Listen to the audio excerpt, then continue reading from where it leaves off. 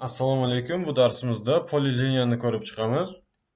Keling, avval atrezik hamda poliliniyani solishtiramiz.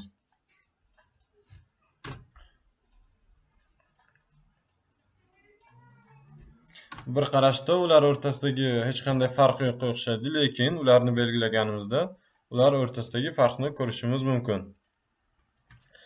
Atrezik alohida segmentlardan tashkil topgan. Poliliniya esa yaxlit bir jismdan tashkil topgan hisoblanadi. Bundan tashqari, atrezik ustida ko'p amaliyotlarni qilish imkoniyati yo'q. Ularda faqat, masalan, mana bu burchaklarga olib kelsak, faqat joyini almashtirishimiz mumkin yoki o'sha kattalashtirishimiz mumkin. Poliliniyaga kelganda esa bizlarning imkoniyatlarimiz juda ham ortadi. Misol uchun, har bir nuqtasida poliliniyani o'ziga xos 3 ta alohida ishlarni bajarishimiz mumkin. Misol uchun, rastini zaverishini nuqtadan olib tortishimiz mumkin. Buni oddiygina shu nuqtaga bosib tortsak ham bo'ladi. Ikkinchisi bu добавить verishini shu nuqtaga yana bitta nuqta qo'shadi. Buning uchun olib kelamiz hamda добавить verishini qilsak, ana shu yerdan bittasini olib, yana bitta o'sha segment qo'shadi. Uchinchisi esa bu aynan ana shu verishinani удалить qiladi. Aynan shunday narsalarga o'xshash mana bu o'rta segmentda ham bor. Birinchisi rastянуть.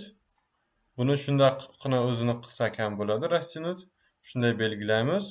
Hozircha mana bu привязкani o'chirib turamiz. Shunday o'zini ustiga bosib, har xil joyni almashtirsak bo'ladi. Ikkinchisi, aynan ana shu o'rta nuqtaga yangi burchak hosil qilish. Mana bunday tarzda. Shu o'rtani o'ziga qilsak ham bo'ladi. Hozir привязка yo'qligi uchun mana bu yerga hosil bo'ldi. Mana bu yerda hozir yana bitta nuqta hosil bo'ldi. Mana bunday tarzda shu yerni o'ziga yana bitta добавить qilsak bo'ladi. Keyingisi bu yoyga aylantirish, ya'ni преобразовать в дугу. Mana bunday qilsak, poliliniyani yoyga aylantirish imkoniyati paydo bo'ladi. Shunday nastroykalari bor. Bundan tashqari bu kontekstli menyularni kontrol tugmasi yordamida ham o'zgartirish mumkin. Misol uchun, buni bitta bosib, kontrolni bossam agar, bu yerga yana bitta verishini добавить qiladi. Agar yana bir marta bossam agar, yoyga aylantiradi. Agar yana bir marta bossam, o'sha joydan qo'zg'alish funksiyasini bajaradi. Bu ham xuddi mana bu kontekstli menyuning porядкasi bo'ylab, ya'ni ketma-ketligi bo'yicha xizmat qiladi. Bir marta bosganimizda o'sha rastянutni xizmatini qiladi. Mishka bilan agar kontrolni bir marta bossak, добавить verishiniga o'tadi. Yana bir bor, ya'ni ikkinchi marta bossak, преобразовать в дугаga o'tadi. Yana bir bor qaytadan rastянutga yetib keladi. Bu burchaklarda ham xuddi shunday. Bir marta bossak agar, yangi burchak hosil qiladi. Yana bir marta bossak, o'sha burchakni yo'qotadi. Keyingi marta bossak agar, yana boyagi o'z holiga qaytib keladi. Bular tushunarli degan umiddaman. Endi poliliniyani chizish davomidagi nastroykalarni ko'rib chiqamiz. Buning uchun poliliniyani belgilaymiz hamda bironta nuqtaga chizishni tanlaymiz. Chizishni tanlagandan keyin bizlarga mana bunday sub opsiyalar paydo bo'ladi. Bularni shunchaki ko'zdan kechirgan edik darslarimiz boshida. Mana bu yerda ham bor. Отменить qilamiz. Ya'ni davom etamiz. Birinchisi bu duga. Hozir chizayotgan chizig'imizni duga ko'rinishida chizishiga olib keladi. Ko'rib turganingizdek, yoy chizayapmiz hozir. Buni qaytadan o'z holiga qaytarishimiz mumkin. Buning uchun lineyni tugmasini mana buni bosamiz yoki L harfini bosib, ruscha L harfini bosib, probelni bosishimiz kifoya. Keyingisi bor, bu polushirina. Bu poliliniyamizning enini belgilaydi, ya'ni yarim eni. Agar bu yerga misol 50 yozsak, polishirina qilib 50 yozsak, bizni oxirida poliliniyamizning qalinligi 100 ga teng bo'ladi.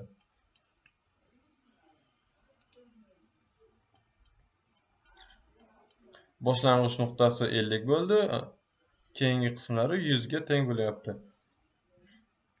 Umuman olganda boshlang'ich nuqtasi ham 100 ga teng emas deb o'ylayman.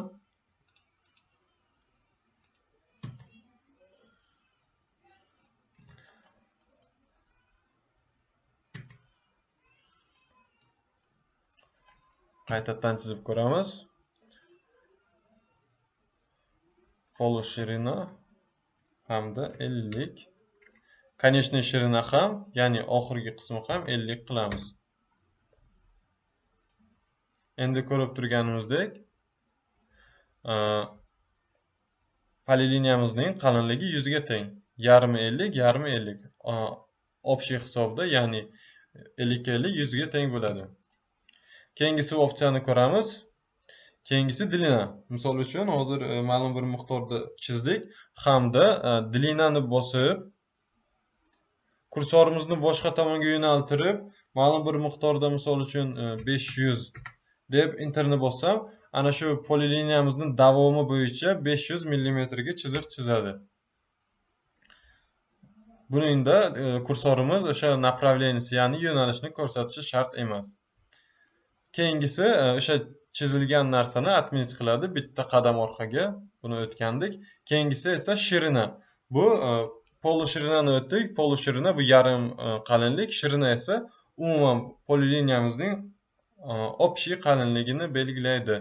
Buning uchun shirinani bosib, masalan, общий qalinligi 100 ga teng hozir. Buni 0 ga tenglashtiramiz, eski holiga qaytaramiz yoki misol uchun 150 qilamiz. Poliliniyaning boshlang'ich segmentini qalinligini so'radi, endi esa oxirgi, ya'ni tugallanish segmentini so'rayapti. Bunga ham 150 qilib javob beraman. Hamda 150 dan qalinligi bo'lgan poliliniyani chizishni davom ettiraman. Bunda e'tiborli jihat shundaki, agar chizishni tugatsak, mana bu ochiq joylar avtomatik tarzda yopiladi. Mana bunday tarzda. Poliliniyani yana bir bor chizamiz. Endi qalinligini 0 ga tenglashtiramiz.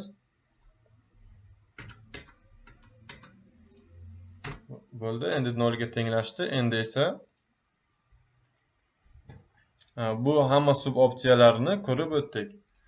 Bugungi darsimiz tugadi. Keyingi narsalarni keyingi darslarda davom etamiz. E'tiboringiz uchun rahmat.